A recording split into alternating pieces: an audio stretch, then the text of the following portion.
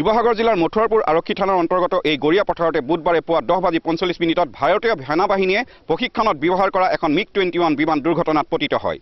বিমানখন দুৰ্ঘটনাত পতিত হোৱাৰ পূৰ্বে বিমানখনত থকা দুজন পাইলটে পেৰাচুটেৰে জৰুৰীভাৱে অৱতৰণ কৰি নিজৰ প্ৰাণ ৰক্ষা কৰিবলৈ সক্ষম হয়। আজি দুৰ্ঘটনাত পতিত হয়। শিৱসাগৰৰ গৰিয়া পথাৰৰ স্থানীয় লোকে প্ৰকাশ কৰাৰ মতে তেওঁলোকে পথাৰত ধান বাই থাকোঁতেই বিমানখনৰ কাৰিকৰী বিজুতি ঘটা দেখিবলৈ পায় আৰু পথাৰত ততালিকে বিমানখন ধ্বংসপ্ৰাপ্ত হয়। বিমানখনৰ দুজন পাইলটে পেৰাচুটেৰে নামি কোনোমতেই প্ৰাণ ৰক্ষা কৰে। এই দুৰ্ঘটনাত পাইলট দুজন সামান্য পৰিমাণে আঘাতপ্ৰাপ্তও হয়। তেওঁলোকক ইতিমধ্যে হেলিকপ্টাৰ যোগে ডিনজান সেনা ছাউনীলৈ লৈ যোৱা হৈছে। উল্লেখ্য যে চাবুৱা সেনা ছাউনীৰ পৰা দুজন পাইলটক প্ৰশিক্ষণ দিয়াৰ বাবে সেই অঞ্চললৈ বিমানখন নিয়া হৈছিল। ভাৰতীয় বায়ুসেনা বাহিনীৰ বাবে MiG-21 বিমানৰ দুৰ্ঘটনা এয়াই প্ৰথম নহয়।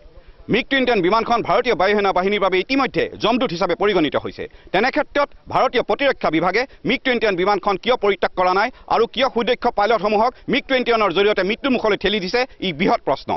কেমেৰা পাৰ্চন লুইচ চলিয়াৰ সৈতে মই অতনু বৰা, নিউজ লাইভ, শিৱসাগৰ।